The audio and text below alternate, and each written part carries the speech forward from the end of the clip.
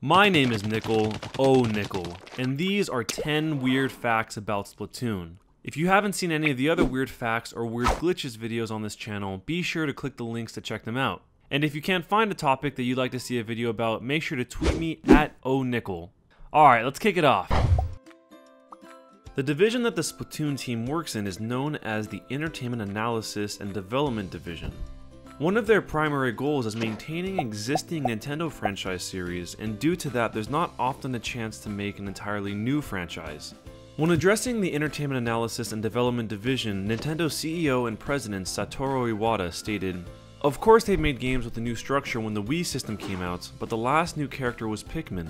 And since Pikmin came out in 2001, it's been about 14 years between the release of Pikmin and Splatoon in 2015. In celebration of the game's US launch, Nintendo held an event called the Splatoon Mess Fest at the Santa Monica Pier in California. Several celebrities were featured at the event, and they went through an obstacle course inspired by the game. Some of the celebrities that attended the event included Disney's Joey Bragg, James Marsden aka Cyclops from the X-Men movies, and several YouTube personalities including iJustine. Participants were challenged to go through all 4 parts of the obstacle course, which started with swimming like a squid through their own ink to warm up.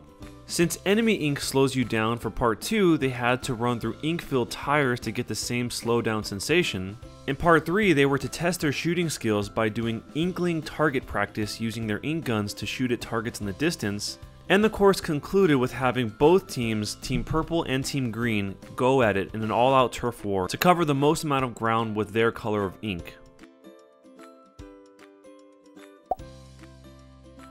There were a few strange ideas put forth to promote the launch of Splatoon. One of these ideas was frozen yogurt. At some participating stores of the Canadian frozen yogurt chain called Yogurties, there was a Splatoon-themed frozen yogurt. You could either get the Squidsicle Sorbet or the Inkberry Froyo. Sounds delicious. And gluten-free, I guess. Apparently, there was even a promotion where the first 100 people to play the Splatoon game will get a free cup of Froyo and toppings at this store in Toronto. Renowned game designer Shigeru Miyamoto revealed in his March 2015 interview with Time magazine that Mario was a contender for being the main character of Splatoon if the development team wasn't able to find another character that fit better. Since the development team sequentially prioritized gameplay over character design, by the time Miyamoto saw the game, the character itself was the most underdeveloped aspect of the game. Referring to the development of Splatoon during this phase of development, he was quoted saying, "The thing which concerned us the most was the main character. It looked as though he could be found in any game and lacked uniqueness. So, I told the game's producer and the director to even consider using Mario if we could not find the right character." In an interview with President and CEO of Nintendo Satoru Iwata and Splatoon producer Hisashi Nogami, Iwata asked Nogami if when developing Splatoon, Super Mario Sunshine came to mind, since a core gameplay mechanic was using a pump to spray water. If you look back on Nintendo's history, that would make sense to draw parallels between the two games. But Nogami responded by saying that they get asked that question a lot and claims that they had forgot about it, and then went on to say, quote, "We only remembered about it later on, like, oh yeah, there's a water gun in Super Mario Sunshine." As a Nintendo employee, that's pretty embarrassing. Iwata added that the fundamental structure of Super Mario Sunshine was completely different than Splatoon, and it wasn't an idea that could have come from Super Mario Sunshine. To a degree, Splatoon draws some influence from the Nintendo 64 title Perfect Dark. A member of the Splatoon team stated that Nintendo wasn't initially trying to make a multiplayer shooter. In fact, they weren't trying to get caught up in any of Nintendo's existing franchise genres like platforming, action-adventure, role-playing, or anything else Nintendo had previously done. Despite that, Nogami says that game designers can't help but observe things that they like and don't like about the games that they play.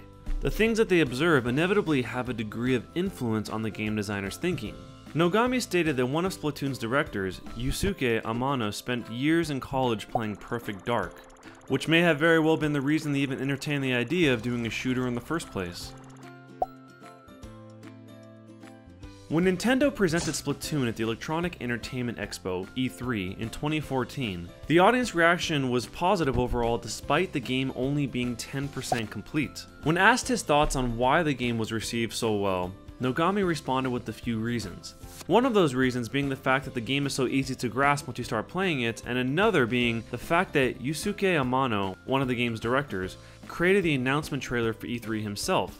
Generally, game trailers are made by outside agencies, but since Amano studied filmmaking in college, he took up the reins for creating the trailer himself, and it may have made all the difference, since for many, that was their first glimpse at the game. First impressions can go a long way. At E3, the game only had one stage and one weapon, and the team's goal when they returned home was to find a way to turn those things into a product.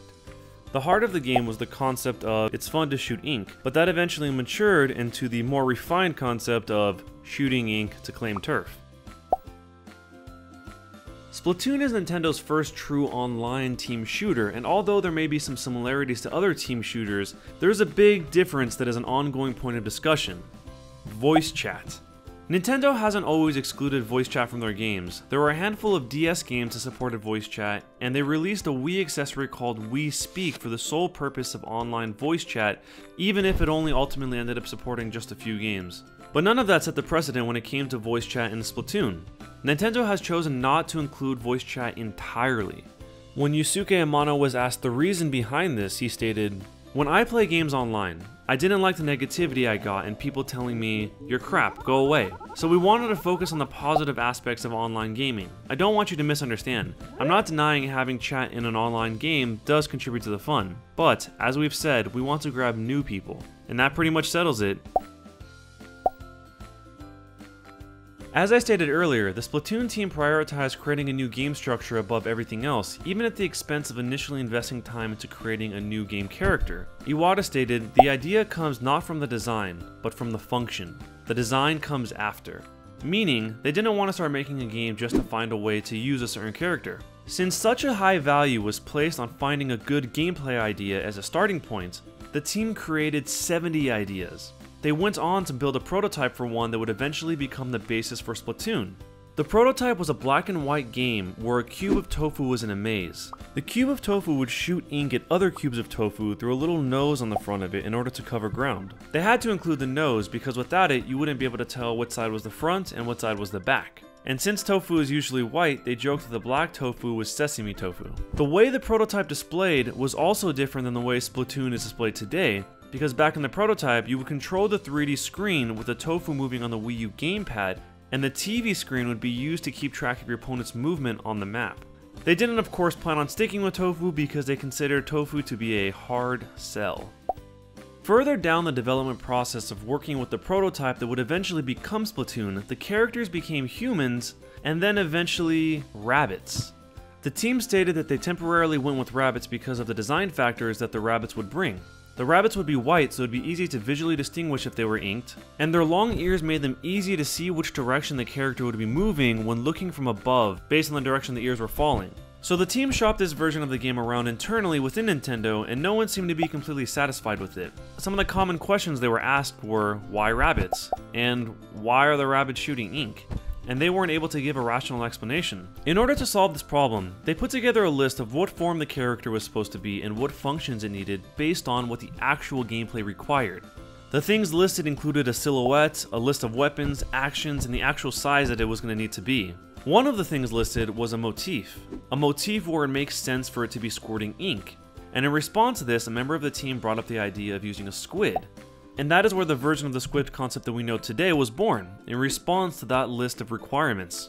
That idea would go on to evolve into having a transforming characteristic in order to go between the ink creature form and the humanoid form, so that it could facilitate all of the necessary gameplay elements. By the way, I don't know if you guys have heard the creepy noises that happen if you decide to beat a boss in Splatoon and then stick around for a while instead of leaving. Listen to this. Yeah, it's pretty weird. Anyway, if you'd like to see more videos like this, let me know by giving this video a thumbs up. Unless, of course, you want the Splatoon monsters to come after you. There are a lot more videos coming soon, so if you enjoyed this video, a great way to support the O Nickel channel is by doing something as easy as sending this video to someone you know who might also like Splatoon. Regardless if you're on mobile or PC, you can click on the I button in the corner of the screen to check out some other videos on this channel you'll probably like if you enjoyed this one. Down below I've left links to everything I could possibly think of, but if I missed something, let me know on Twitter. Thanks a lot for watching guys, and I'll see you next time.